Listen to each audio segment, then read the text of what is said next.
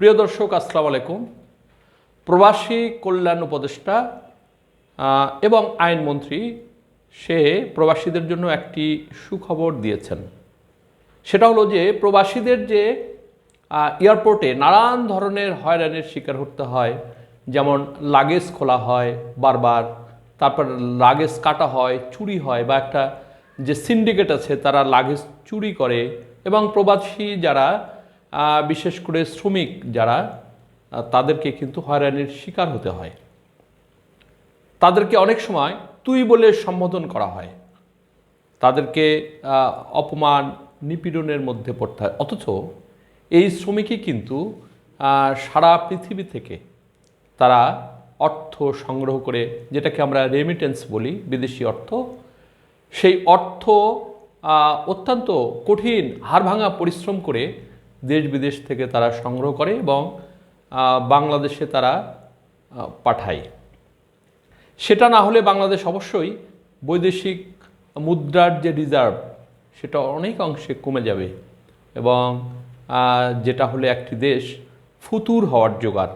তারা যদি বিদেশ থেকে কোনো কিছু ক্রয় না করতে পারে, একটি দেশ যদি বিদেশি অর্থ না থাকে, সেটা যদি বিদেশ থেকে কোনো কিছু ক্রয় না করতে পারে, যেমন ওষুধ, শিশু খাদ্য, তারপরে বৈদেশিক ঋণের যে সুদ সেটা যদি পরিশোধ করতে না পারে, তাহলে একটি দেশ অত্যন্ত বেকায়দায় পড়তে পারে। তো যার কারণে প্রবাসী যে অর্থ, তাদেরকে যারা বিশেষ করে বিদেশে গিয়ে পরিশ্রম করে অর্থ পাঠায়, তাদেরকে কিন্তু অত্যন্ত নিপীড়নের, নির্যাতনের শিকার হতে হয়। যেমন তারা যখন নির্দিষ্ট সময়ে এয়ারপোর্টে ঢোকে, অনেক সময় ঠিক কয়টায় কোন লাইনে দাঁড়াতে হবে সেটা কিন্তু তারা বুঝতে পারে না, এবং তাদেরকে সাহায্য করার জন্য তখন কেউ থাকে না। সেই সময় দেখা যায় যে তাদের ফ্লাইট মিস হয়ে গেছে, এবং অনেক সময় দেখা যায় যে তাদেরকে ঠিক চেক ইনের সময় তাদের বেল্ট খুলতে হয়, তাদের আন্ডারওয়্যার খুলতে হয়, এবং তাদেরকে হেনস্থার শিকার হতে হয়। এটা কয়েকবার করতে হয়। তারপরে অযথায় ব্যাগ খোলে, হয়রানি করে, এবং অতিরিক্ত অর্থ আদায়ের জন্য নানান চেষ্টা করে, এবং তাদেরকে তুই তো করেই করা হয়। বাড়ির চাকর বাকরদের মতো অনেক সময় তাদেরকে হেনস্থার শিকার হতে হয়। তো যার কারণে তারা কিন্তু বাংলাদেশকে ওন করে না। তখন আমাদের বাংলাদেশি শ্রমিক অনেক কষ্ট করে বিদেশে নিপীড়নের, নির্যাতনের মধ্যে শিকার হয়।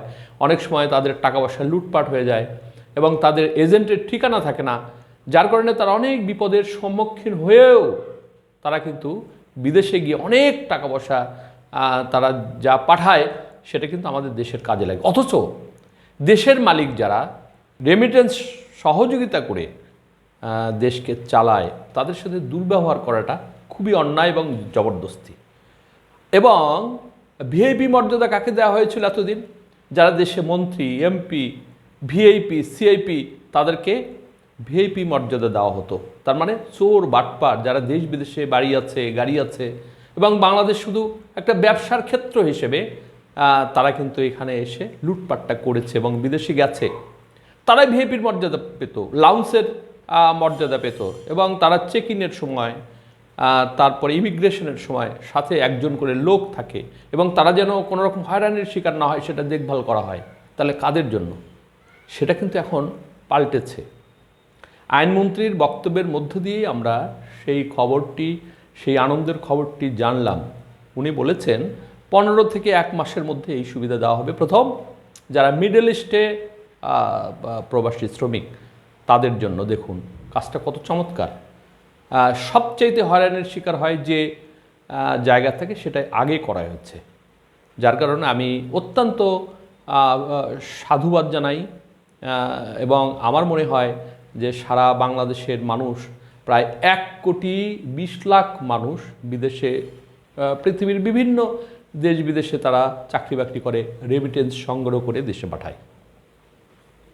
প্রিয় দর্শক, আপনারা যখন বিদেশে ভ্রমণ করবেন তখন কিন্তু একটা জিনিস দেখবেন যে প্রায় 120 থেকে 130টির মতো ফ্লাইট যাতায়াত করে।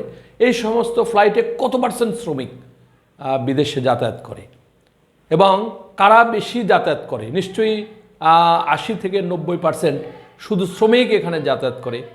তো তো যার কারণে তাদের জন্য ভিআইপি সুবিধা, তো যারা দেশকে গড়ে তোলে, যারা দেশের জন্য হাড়ভাঙা পরিশ্রম করে, তাদেরকে তো ভিআইপি সুবিধা দিতে হবে, চোর বাটপারদের জন্য নয়।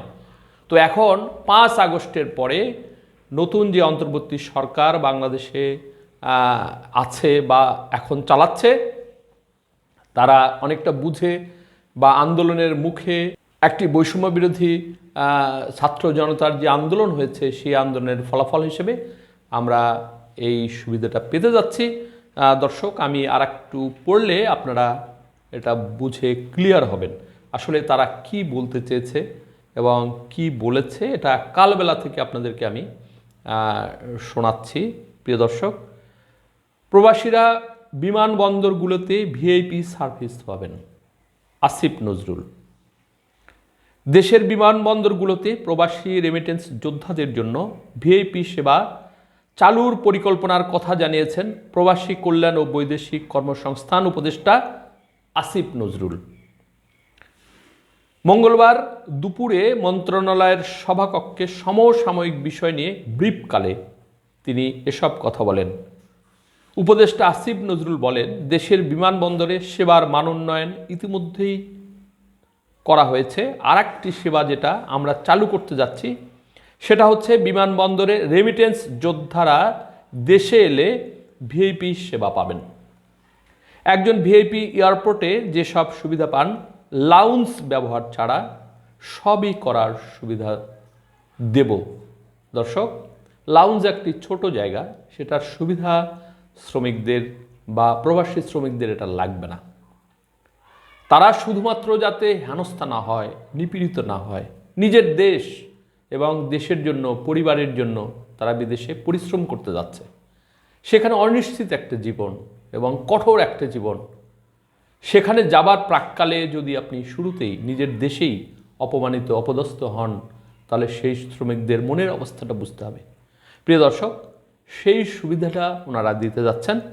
প্রবাসী কল্যাণ উপদেষ্টা বলেন, একজন ভিআইপি যখন এয়ারপোর্টে যান তখন তার লাগেজ নিয়ে একজন সঙ্গে থাকেন। চেক ইন করার সময় সঙ্গে একজন থাকেন, ইমিগ্রেশন করার সময় পাশে একজন থাকেন। প্রাথমিকভাবে আমরা মধ্যপ্রাচ্যের কর্মীদের টার্গেট করেছি, ইউরোপের কর্মীদের পরে করব। সবচেয়ে নির্যাতিত যারা বিপদগ্রস্ত, কখনো প্লেনে হয়তো ওঠেইনি, তাদের জন্য আগে ব্যবস্থা করেছে। এটা খুবই ভালো। প্রথম স্তরে মধ্যপ্রাচ্যে যাওয়া এবং ফেরত আসা একজন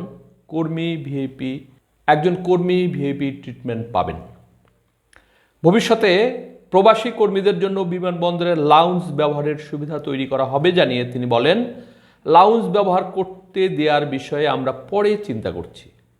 এটা অনেক পরের কাজ।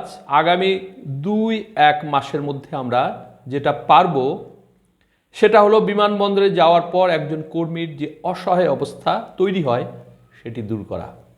প্রিয় দর্শক, এখানে স্বীকার করেছেন বা ওনারা জেনে গেছেন যে একজন কর্মী যে বিদেশে যাতায়াত করে, বিশেষ করে শ্রমিক, সে কিন্তু অত্যন্ত নির্যাতনের শিকার হয়, অপমানিত হয় এবং অসহায় অবস্থার মধ্যে পড়ে।